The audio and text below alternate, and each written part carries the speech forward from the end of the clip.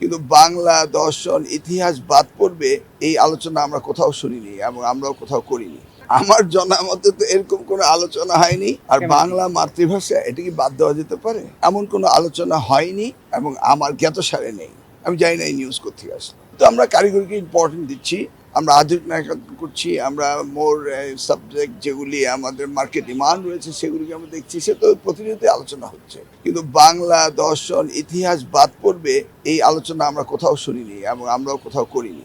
হ্যাঁ, সেগুলি market demand অনুযায়ী তো কোর্স আমরা রেগুলারলি ইন্ট্রোডিউস করছি, প্রত্যেকটি বিশ্ববিদ্যালয়ে আমরা ইন্ট্রোডিউস করছি এবং প্রত্যেকটি লেভেলেই আমরা ইন্ট্রোডিউস করছি। বাট বাংলাকে বাদ দিয়ে ইতিহাসকে বাদ দিয়ে এমন কথা কোথাও হয়নি।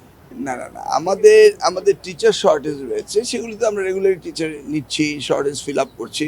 কিন্তু মার্কেট ডিমান্ড অনুযায়ী আমরা মানে সাবজেক্ট ইনক্লুড করবো, এটা তো ওয়ার্ল্ড ডিমান্ড, সেটা তো আর বাংলার সাথে কোনো সম্পর্ক নেই। না না না না, কোনো কিছু এই ধরনের কোনো প্ল্যানই হয়নি যে কমানো হবে, কার্টেল করা হবে, ক্লোজ করা হবে, এই ধরনের কোনো আলোচনাই হয়নি। আমরা শুধু আলোচনা হচ্ছে যে কিভাবে আমরা শিক্ষা ব্যবস্থাকে আরো উন্নত করব এবং মার্কেট ডিমান্ড অনুযায়ী আমরা করব, ইন্ডাস্ট্রি একাডেমির রিলেশন কিভাবে হবে, সেগুলি নিয়ে আলোচনা।